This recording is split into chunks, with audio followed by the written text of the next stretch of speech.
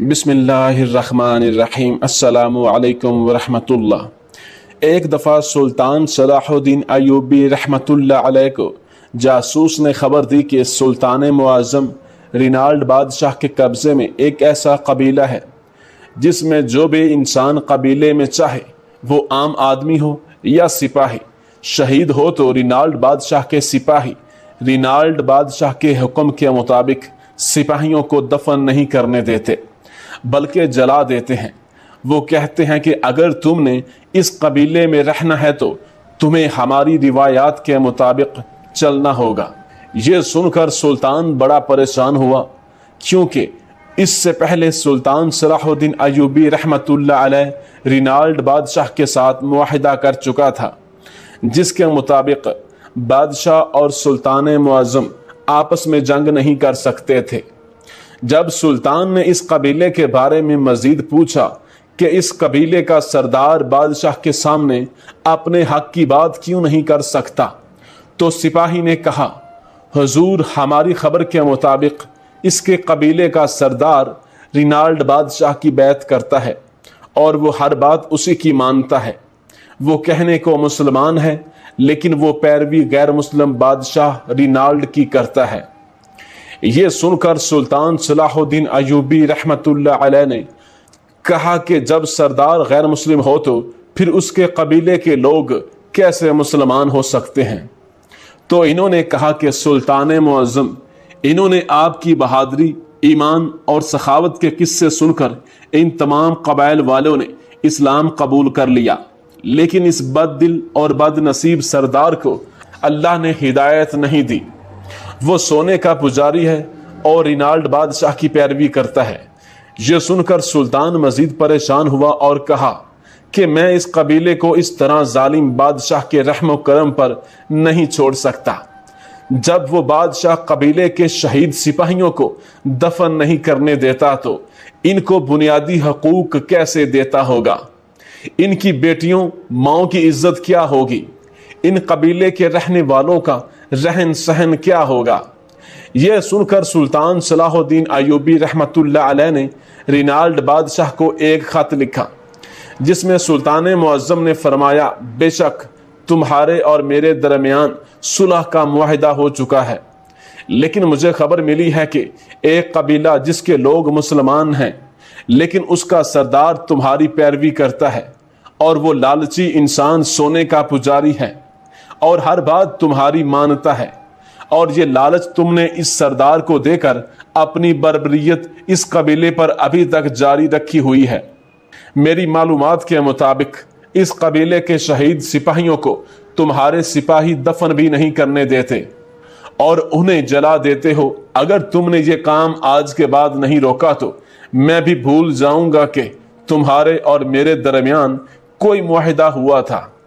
جب یہ خط رینالڈ بادشاہ نے سنا تو اسی وقت اپنے قاصد کو سلطان صلاح الدین ایوبی رحمۃ اللہ علیہ کے پاس بھیجا اور کہا کہ ہمارے بادشاہ نے آپ کو دعوت دی ہے اور کہا ہے کہ آپ آج رات کا کھانا میرے پاس کھائیں اور اس قبیلے کے بارے میں بیٹھ کر صبر و تحمل سے بات کریں گے۔ پہلے تو سلطان صلاح الدین ایوبی رحمۃ اللہ علیہ غصے سے لال ہو گیا کہ ایسے بادشاہ کے ساتھ بیٹھ کر کیسے کھانا کھا سکتا ہوں جو اسلام کا سب سے بڑا دشمن ہے۔ پھر تھوڑی دیر سوچنے کے بعد سلطان نے کہا کہ یہاں بات مظلوموں اور غریبوں کی ہے، اور اگر میں نہ گیا تو اس معاہدے کی آڑ میں وہ ظالم بادشاہ اس قبیلے والوں پر اسی طرح ظلم ڈھاتا رہے گا۔ سلطان نے اس قاصد کو کہا کہ آج رات میں کھانے کے لیے رینالڈ بادشاہ کے محل ضرور تشریف لاؤں گا۔ ادھر رینالڈ بادشاہ نے بڑے بڑے کھانوں کا انتظام کروایا، اور جب شام کا وقت ہوا تو سلطان اپنے 2 سپاہیوں کے ساتھ محل پہنچا۔ تو رینالڈ بادشاہ نے کہا، سلطان معظم، سب سے پہلے آپ کھانا کھا لیں، اس کے بعد اس قبیلے کے بارے میں بات کریں گے۔ رینالڈ بادشاہ سلطان صلاح الدین ایوبی کے سامنے بیٹھ گیا۔ سلطان کے ذہن میں خیال آ چکا تھا کہ اگر بات صرف قبیلے کی ہوتی تو رینالڈ مجھے خط کے ذریعے بھی پیغام دے سکتا تھا، لیکن دعوت پر بلانا اس کی کوئی نہ کوئی چالاکی ہے۔ ادھر رینالڈ بادشاہ نے سلطان معظم کے لیے ایک منصوبہ تیار کر رکھا تھا۔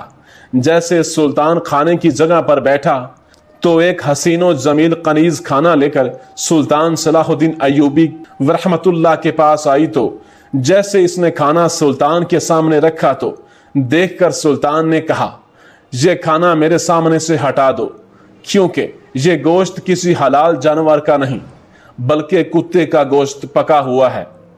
یہ سن کر رینالڈ نے کہا، سلطان معظم، شاید آپ کو کوئی غلط فہمی ہو گئی ہے۔ سلطان نے بادشاہ کی بات کو کاٹتے ہوئے پوچھا، یہ لڑکی کون ہے اور کہاں سے آئی ہے؟ رینالڈ بادشاہ نے کہا، یہ میری بیوی اور کنیز ہے۔ سلطان نے کہا، کیا مطلب؟ تمہاری بیوی ہے یا کنیز؟ رینالڈ بادشاہ نے چلاکی سے جواب دیا، یہ میری تمام کنیزوں کی سردار ہے اور میں اسے بیوی کا درجہ دیتا ہوں، اور یہ دنیا کی سب سے خوبصورت عورت مجھے میرے ایک بادشاہ نے تحفے میں دی ہے، اور اس نے کہا ہے کہ یہ ایک پاک دامن عورت ہے، ابھی تک اس کو کسی مرد نے چھوا تک نہیں۔ یہ سن کر سلطان صلاح الدین ایوبی نے فرمایا، بادشاہ رینالڈ، اگر یہ گوشت حلال جانور کا بھی ہوتا تو میں کبھی اس کو ہاتھ تک نہ لگاتا۔ یہ سن کر بادشاہ بڑا حیران ہوا اور کہا کہ سلطان معظم، ایسی کیا بات ہے؟ تو سلطان نے کہا کہ یہ جو عورت گوشت لے کر آئی ہے یہ بدکار عورت ہے، اور آج تک یہ کئی مردوں کے ساتھ سو چکی ہے۔ پھر سلطان نے کہا، اس عورت کی بات چھوڑو، تم اتنے بڑے بادشاہ ہو کر اپنے باپ کی اولاد نہیں ہو۔ یہ سن کر بادشاہ نے کہا کہ مسلمانوں کے سلطان، اگر آج تم میرے گھر میں موجود نہ ہوتے تو شاید میرے تمہارے درمیان جنگ کھڑی ہو جاتی۔ سلطان نے کہا کہ اگر یہ میری تینوں باتیں غلط ہوں تو پھر تمہارا جنگ کرنا جائز بنتا ہے۔ رینالڈ بادشاہ نے کہا، مسلمانوں کے سلطان، اگر آپ اپنے تینوں باتیں سچ ثابت کر دو تو اس قبیلے کو میں مکمل طور پر آزاد کر کے تمہارے حوالے کر دوں گا۔ یہ سن کر سلطان صلاح الدین ایوبی رحمت اللہ علیہ نے کہا کہ میں اپنی بات کو ثابت کرنے کے لیے تیار ہوں۔ پھر بادشاہ نے کہا کہ آپ کو کیسے معلوم ہوا کہ یہ گوشت کتے کا پکا ہوا ہے؟ تو سلطان نے کہا، جب اس عورت نے میرے سامنے گوشت رکھا تو گوشت کی ہر بوٹی کی طرف چربی ہی چربی تھی، اور ایک مسلمان کھانے کے دور سے دیکھ کر یہ پہچان جاتا ہے کہ یہ کھانا حلال ہے یا حرام ہے۔ اس لیے مجھے پتا چل گیا کہ گوشت کسی حرام جانور یعنی کتے کا ہے۔ اور دوسری بات، جب یہ عورت میرے پاس کھانا لے کر آ رہی تھی تو اس کی نظروں اور اس کے چلنے کے انداز سے ہی مجھے پتا چل گیا کہ یہ لڑکی بدکار ہے۔ اور پھر بادشاہ نے کہا، میرا تیسرا سوال کہ آپ کو کیسے معلوم ہے کہ میں اپنے باپ کی اولاد نہیں؟ تو سلطان نے کہا کہ جو شخص اپنے مہمان کو کتے کا گوشت ایک بدکار عورت کے ہاتھوں کھلوا سکتا ہے تو وہ اپنے باپ کی اولاد کیسے ہو سکتا ہے؟ تو یہ سن کر بادشاہ بڑا شرمندہ ہوا، کیونکہ سلطان کی تینوں باتیں درست تھیں۔ پھر بادشاہ نے اس بات کا اقرار کیا کہ میں نے آپ کے ایمان کو چیک کرنے کے لیے اس لیے کتے کا گوشت بنوایا کہ کیا آپ پہچان بھی سکتے ہیں کہ حلال اور حرام میں کیا فرق ہے، اور میں نے اس لیے اس عورت کے بارے میں جھوٹ بولا کہ یہ کنیز پاک دامن عورت ہے، تاکہ مجھے پتا چل سکے کہ ایک بدکار عورت کے ہاتھوں ایک عظیم سلطان کھانا کھاتے ہیں یا نہیں۔ یہ سن کر رینالڈ بادشاہ بڑا شرمندہ ہوا اور اپنے وعدے کے مطابق وہ قبیلہ آزاد کر دیا، اور سلطان نے اس قبیلے سے ہجرت کروا کر اپنی سلطنت میں اس کو جگہ دے دی۔ اور کہتے ہیں کہ اس قبیلے کے سردار کو سلطان نے قید کروا کر ایک نیا سردار مقرر کروایا، اور آنے والے وقت میں وہ قبیلہ سلطان کا بہت بڑا ساتھی بن گیا، اور وہ واحد قبیلہ تھا جو تاریخ میں بغیر کسی جنگ یا مذاکرات کی بنا پر حاصل کیا گیا تھا۔ جب انسان اللہ تعالیٰ کے بتائے ہوئے راستے پر چلتا ہے، اللہ کے اصولوں کے مطابق چلتا ہے، اللہ کے لوگوں کی خدمت کے لیے اپنے فیصلے کرتا ہے، تو اللہ تعالیٰ اس کو نورانی آنکھیں عطا فرماتا ہے۔